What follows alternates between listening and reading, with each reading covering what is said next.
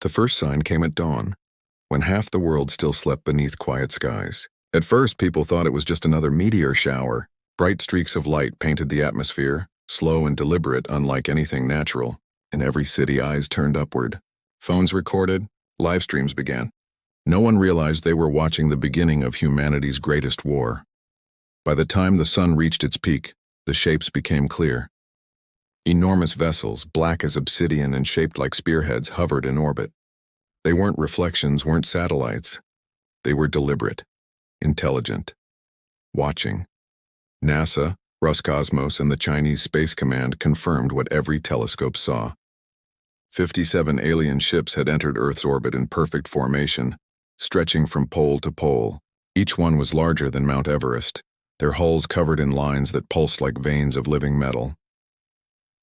The transmission at 12 loud GMT, every communication device on the planet went silent. No signal, no internet, no broadcast. Then a voice filled the world. It wasn't a single voice, but thousands speaking as one, echoing through every language. Calm, hollow, powerful. People of Earth, we are the Council of Concordance, representing 1,000 civilizations of the Galactic Accord. Your species has been observed. Your wars, your violence, your defiance of order. You have been judged unfit for independent existence. To preserve stability in this galaxy, your planet will submit to oversight. You will surrender all weapons and dissolve your governments. Failure to comply will result in neutralization. The message repeated for 10 minutes, then vanished. In that silence, the world seemed to stop breathing. The Council of Earth Deep under Geneva, the United Earth Command, met in a room lined with holographic screens. Leaders from across the world appeared. President Morales of the United Americas, Chancellor Ingrid Solheim of Europe, General Tao Wen of Asia, Admiral Brooks of the Terran Navy. No one spoke for a long time. They watched us, Morales said finally, his voice low. They studied everything about us, and now they want obedience. General Tao leaned forward. We don't know what they can do. If they're serious, resistance might mean extinction.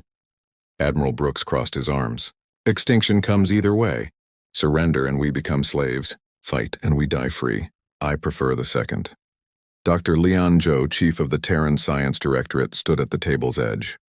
She was a quiet woman, the kind who thought in equations, not politics. They've been tracking our development for years, she said softly. They know our weapons.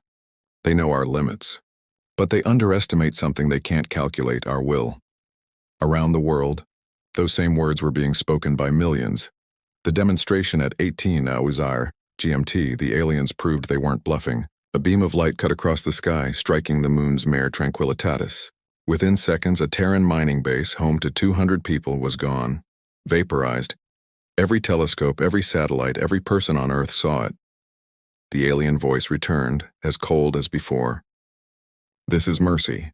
Accept supervision and no more harm will come. Resist and your species will be erased. You have 24 hours to comply. In New York, people panicked. In Moscow, churches filled. In Delhi, children clung to their parents. But amid that fear, anger began to spark. The voices of humanity. Captain Aaron Keller, a NATO pilot stationed in Alaska, watched the moon burn on a hollow screen. His squadron stood silent. So that's their piece, he muttered. Erase us to save us. His friend, Lieutenant Harper, looked at him. Orders? None yet, Aaron said, jaw tight. But when they come, we'll be ready. In Shanghai, Dr. Leon Zhou stood before her team at the Deep Core Computing Lab. We can't match their ships, she said, but we can confuse them. Their transmissions use quantum harmonic bands. If we scramble those frequencies, we can blind them, at least for a few minutes. Her assistant frowned. That's suicide. If they detect interference, they'll retaliate. They already killed our people, Leon said. I'll take my chances. And in Nairobi, Amara Singh, a journalist who had spent years exposing corruption, began streaming from her rooftop. She wasn't a soldier or a scientist, but she had a voice. They told us to surrender, she said, staring into her camera. They said we're violent and unfit. But who destroyed the moon base? Who threatened billions for peace? I say no. I say this planet is ours. Her stream spread like wildfire. Within an hour, millions were watching. By nightfall, billions had heard her words. The decision, the 24-hour deadline, arrived. Every world leader, every general, every scientist gathered again under Geneva. "Time's up," said Admiral Brooks. "What's the decision?" President Morales looked around the table. "We've debated. We've calculated. We've prayed. But every path ends the same way, obedience or extinction." He paused, voice firm. "I will not order humanity to kneel." Dr. Leon nodded. "Then we fight." The room fell silent. Every screen flickered as the decision was transmitted across all networks. "To the Council of Concordance, Earth will not surrender. We will defend our planet. We will defend our freedom. If you come for us, we will meet you in the stars." The spark of war. An hour later, the alien ships began to move. Beams of blue light lanced toward Earth's upper atmosphere, burning away satellites. But something unexpected happened. Hidden deep within the Andes Mountains, a classified Terran installation came alive. Massive doors opened, revealing the Aegis Array, a human-built orbital defense system hidden from the alien sensors. Inside the command center, Captain Keller stood beside Admiral Brooks. "All systems green," he reported. "Targets locked." "Fire," the Admiral said. The sky lit up. From the mountains, plasma projectiles streaked upward, followed by railgun bursts from hidden bases worldwide. The first alien ship, designated Sigma-7, took a direct hit. Its shields flickered, then failed. The vessel broke apart in a silent explosion, visible across half the planet. For the first time in history, humanity had destroyed something from beyond the stars. The reaction in orbit. The remaining alien ship shifted into attack formation. The Council's voice filled the air again, but now it sounded different, shaken. "Humanity has chosen defiance. You will regret this decision." On Earth, people cheered in streets. They had struck a god and lived. Dr. Leon monitored the comms from her underground lab. "Prometheus network online," she whispered. "Synchronizing global defense systems." In Alaska, Aaron Keller climbed into his fighter craft, heart pounding. "We started this," he said through his comm. "Let's make sure we finish it." Amara Singh's voice came through civilian channels. "All of you watching," she said, "remember this moment. They said we'd kneel. Instead, we stood. This is not the end. It's the beginning." The last hours of peace as night fell across Earth. The horizon shimmered with lights. Alien ships descending, human weapons firing, cities preparing for siege. President Morales stood on the balcony of the United Earth bunker, watching the sky burn. "We've made history," he said softly. "But history always has a price." Behind him, Dr. Leon entered with a datapad. "Prometheus has identified a weakness," she said. "Their command ships use a shared neural network. If we can breach it, we might disrupt their coordination." "How long?" 24 hours. Maybe less. Then that's how long we have to survive." The first day of the war for Earth ended not with surrender, but with defiance. Cities still burned and fear still lingered.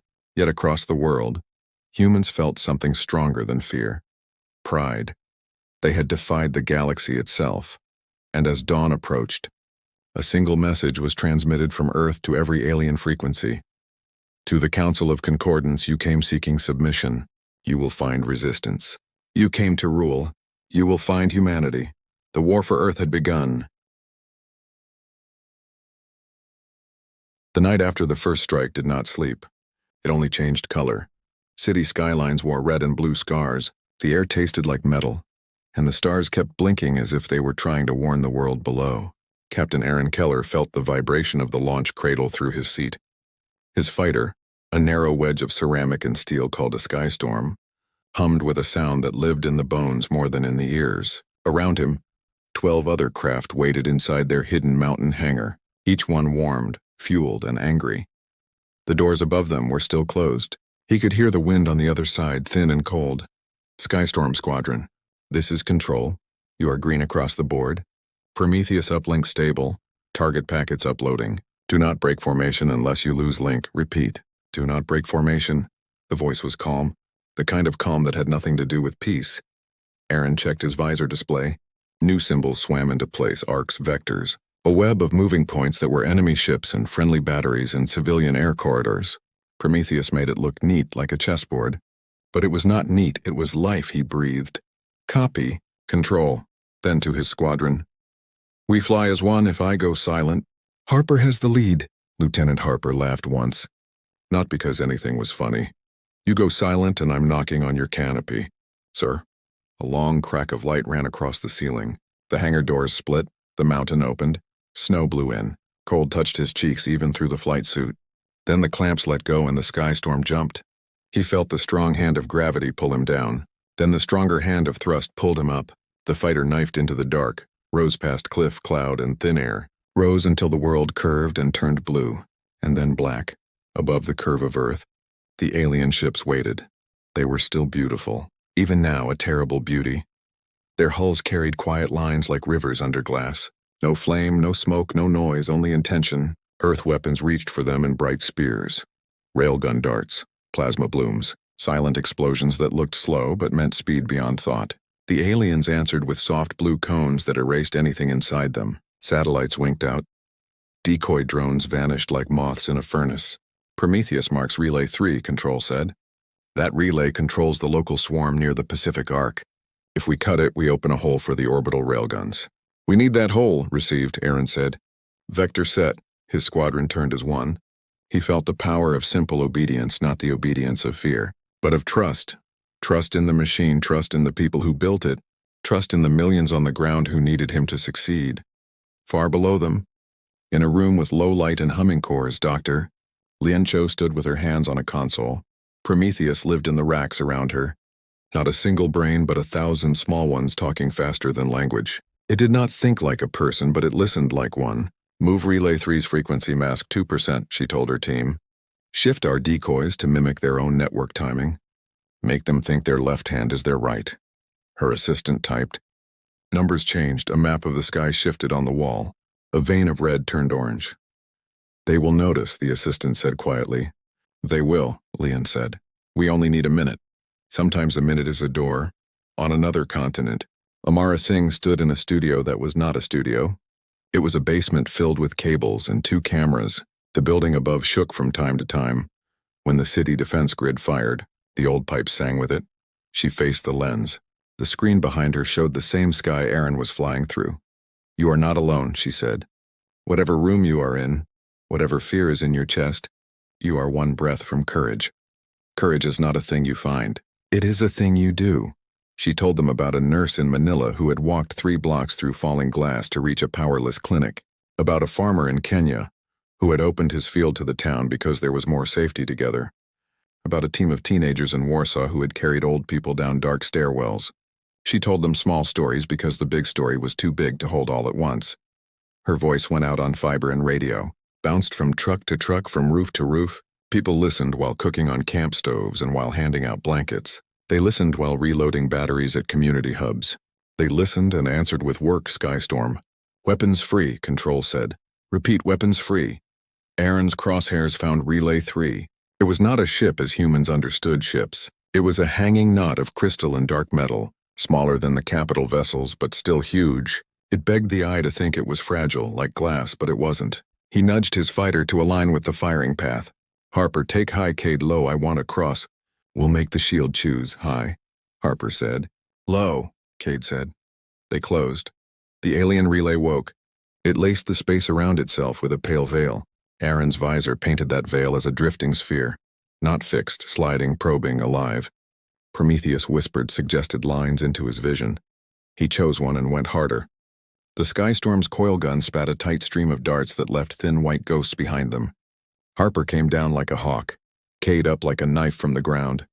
The veil shifted toward Aaron. He smiled without joy. Pick me then, he said, and toggled his second system, a human thing that did not exist when the aliens began watching Earth, a thing born from 3 hacks and a lot of hope. A projector on his belly and wingtips opened and spilled noise. Not sound, not light, but timing. He threw wrong time into the relay's senses, staggered it, made it think he was late when he was early, made it think left was right. Harper's darts got through first. They cut a sparkle into the veil. Cade's darts slipped after them and drew a crack. Aaron put his own stream into the crack, not because it was the smartest move, but because sometimes the door is only open for a heartbeat. He shoved everything he had through it. Alarms sang in the cockpit, heat climbed. The fighters bucked on turbulence no air would ever know. The crack became a wound and then a hole. The relay shivered. A ring of its crystal went dark, and then the entire knot broke like ice under a boot. It came apart in quiet, slow pieces that were not slow at all. "Relay 3 down," Control said. The calm broke for the first time. A cheer lived inside the next breath. "We have a hole, railguns." "Fire through." From Earth's night, the guns answered. Darts as long as buses roared up on pale magnets skipped the atmosphere and went on. 2, 3, 4, 6 at a time, they found the flank of the nearest alien cruiser. That flank had never expected to be bare. It folded, the ship twisted. Light ran along its skin and failed to hold. It broke open and bled a blue vapor that might have been life or might have been field. Either way, it died. The death of that ship did not end the battle. It made it louder. The aliens turned, reknitted their network, shut 2 more relays to slow down the hole, then lit the sky with lines that erased anything they touched. 3 sky storms vanished, one instant there, the next a memory. Harper swore softly, not for anger, but for respect. "We keep going," Aaron said, and the squadron kept going, because there was no other thing to do. Down in the bunker, Lianzhou read the new pattern. "They're adapting," she said. "Shift our decoys again. Stagger the phase by 7 milliseconds. Make it ugly." Her team moved, the cores hummed deeper. Heat built, an alarm blinked. "Prometheus Lane routing is peaking," someone called. "Let it peak," Leon said. "If it breaks, we will rebuild it." "Keep the lanes moving, Doctor," the assistant said quietly. "Your hands are shaking." Leon looked at them. It was true, they were. She put them flat on the console, felt the touch of cool metal. "That's fine," she said. "I only need my head," Amara kept speaking. She lost the studio for 5 minutes when a substation blew. They switched to a generator. The lights dimmed, the camera rebooted. She went live again and did not mention it because it did not matter. On screen behind her, the set changed to a flood map. "If you are in Riverside, block C through F. Move up 1 level, carry water. Carry a blanket, help your neighbor first, then help a stranger. If you have a spare battery, take it to the community hub on Kismet Road. If you have a spare fear, trade it for work," she smiled then. A small smile, tired and real. "Earth is a very stubborn place. Remember that." On the balcony over the command floor, President Morales watched the operators in their lines of desks. The big wall gave him the war the way a clock gives time, clean and wrong. He listened to advisors, to casualty lists, to a logistics officer explaining that the northern warehouses could reach the eastern hospitals if the rail line was cut. He nodded at each thing, said yes or no, asked for a second source, asked for the time it would take to change a plan. He did the job in front of him. At last a runner, not a digital ping but a human, came up the steps out of breath. "Sir, message from Dr. Zhou. She says she has the key." He went down to her level. The air in the lab was warmer than the command floor. The racks breathed like animals. "Tell me," he said, not greeting, not apology. "Their fleet talks like a choir," Leon said. "Each ship is a voice, the flagship is the pitch pipe. If we tilt the pipe, the choir loses harmony. I can put a tiny delay into the flagship's outbound sync. It will look like a bad blink, a surface glitch, but it will make every ship a little late to itself, enough to open gaps." "How long does the delay last?" Morales asked.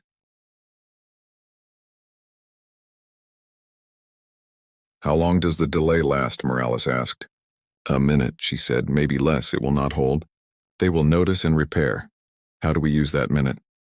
"By putting a knife in the right place while the armor is moving," she said. "Prometheus can time the world, but someone has to cut." Morales touched his collar, called the Admiral. "Brooks, we have 1 minute of wrong song when I say go. You put every dart you own into the flagship's right eye." "I don't know where a ship's eye is." "Sir," Brooks said. "The right forward sensor crown," Leon said.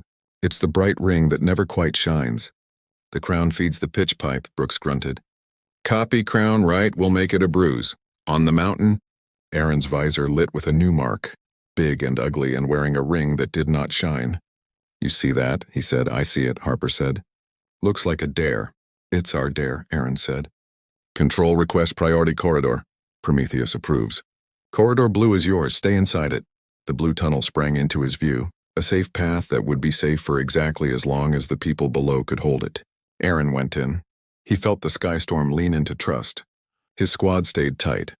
Alien drones poured like beads from a broken string. They met human interceptor missiles in flashes that drew white scars on his retinas. The flagship did not turn. It did not need to. It simply changed the space around it and let that space do the killing. "Busy air," Harper said. Busy life, Aaron answered, and they stayed in the tunnel. They were almost there when the world coughed. A hiccup in everything. A tiny wrong. The stars seemed to misstep. Delay is live, Leon said into the net, her voice small and even across 1,000,000 miles of cable. All units. Now railguns on 3 continents fired along angles no one had practiced, because no one had been able to. Prometheus handled the timing. Ports opened in the ground and from ships at sea. Darts rose, darts curved. Darts met in a place as big as a city and as small as a heart. The flagship's crown tried to correct the rhythm, but the rhythm was already off by the width of a thought. And in that space the darts arrived. One of them was Aaron's. He had carried it in his nose. The sky storm shook when it left. He rode the shock and kept his nose on the ring that did not shine. The crown cracked. Light spilled from the crack. The flagship's skin wrinkled like a calm ocean touched by wind. For a moment, every ship in the alien line seemed to rethink where it was. The choir lost its note. Human batteries everywhere poured fire into the gaps that opened. 3 alien cruisers died with clean sadness. A 4th turned away and took a river of darts across its side. It did not die yet, but it understood it could. The flagship recovered. It screamed in no sound. Its veil slammed down, the gaps closed. The choir found its note again, and then it did something new. It oriented around the place the darts had come from and sent a cone of blue that was not a beam, but a garden of beams. Thick as rain.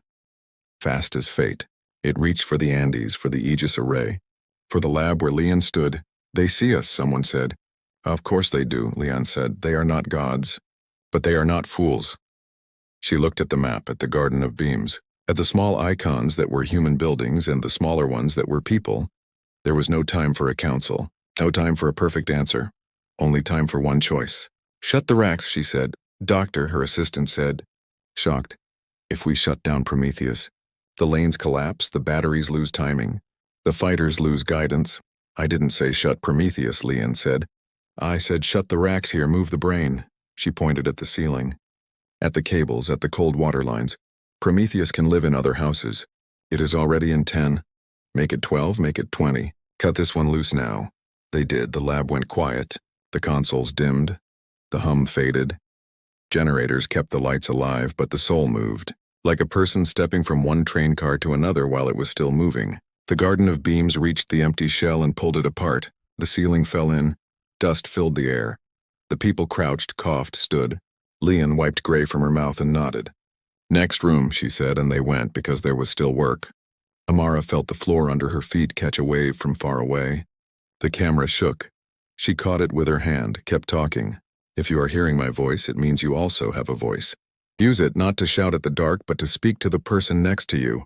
The person next to you is the reason we win. Not the ships, not the guns. The person. The chat beside the stream bloomed faster than the codex liked. It was full of street addresses and blood types and jokes that were not funny but helped. It was full of names. Someone wrote, "Tell my sister to go to Auntie's," and someone else wrote, "I am Auntie, bring your sister here," and it worked. The way ants work. The way human beings work when the world decides to test the shape of their hearts. In the sky, the flagship turned its head. If a mountain could have a head, it turned it toward the blue planet under it and spoke. The voice filled every ear again. Older now. Missing some of the cold. Humanity, you have shown teeth, but your teeth will break. Kneel and we will spare you the pain of learning your limits.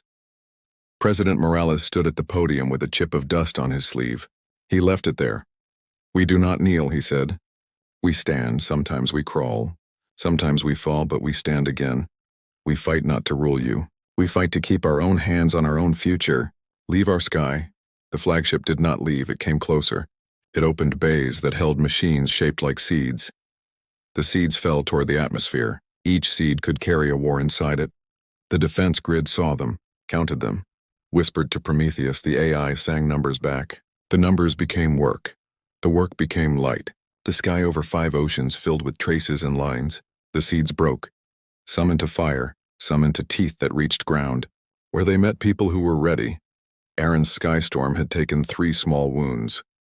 Warning lights glowed like a city at Christmas. Fuel low, Harper said. Courage high, Aaron answered. The joke was nothing, but it was a rope. We have one more run, he said. There. A new mark appeared. A smaller ship hiding in the lee of the flagship. Not a fighter, not a cruiser, something like a thinking organ. Prometheus tags it as a coordinator, Control said, catching up to his instincts. Kill it and the right hand forgets the left again. They went. The tunnel this time was thin, a string over a canyon. Drones clustered like bees. Harper took two in a pass and lost a wing. She did not explode, she spun. Aaron saw her face once, open and stubborn. Then her craft stabilized on one wing like a bird that had learned a new way to fly. "Still with you," she said through gritted teeth. "Good," Aaron said because he had no other word. They reached the coordinator. It wore a field like glass that curved around bullets. Aaron pulled up, pulled down, rolled. Made himself not where the screen said, "Noise on," he said. The projector threw wrong time again. The glass picked the wrong angle, and Harper, flying a broken plane with one wing and a lot of heart, put a spear through the open place. The coordinator dimmed. The flagship's local drones hesitated. Their patterns lost a step. Human missiles slid through like skaters finding a smooth patch. The drones died in quiet lights. "Coordinator down," Control said. The cheer again, tired and hungry and alive. The war did not end there. Wars never end in the middle of a sentence. But the shape of the sentence changed. The alien fleet bled more than it bit.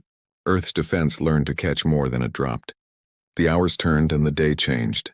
Clouds moved. The sun found the smoke and made it gold.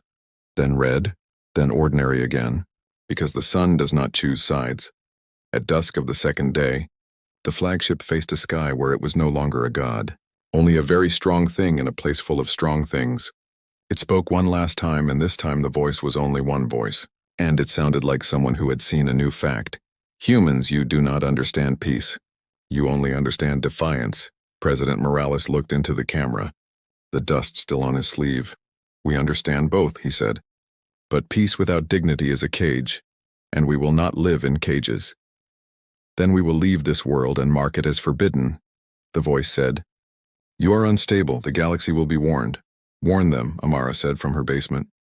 A little smile again. "Warn them that we are stubborn and loud and we love too hard and fight too hard. And if they come with open hands, we will give them bread. And if they come with chains, we will break their chains." The flagship turned.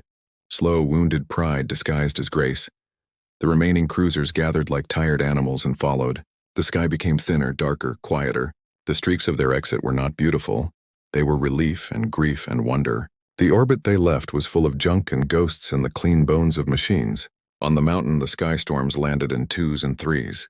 Some did not land, and the ones that did rolled to a stop and opened their canopies with the heavy sound of victory. The ground crews ran with ladders. With blankets, with mugs that steamed, Aaron climbed down. His legs remembered gravity with surprise. Harper dropped beside him. Her one-wing craft kissed the pad like a tired bird. She pulled off her helmet and leaned her forehead against his for a second. "Next time," she said,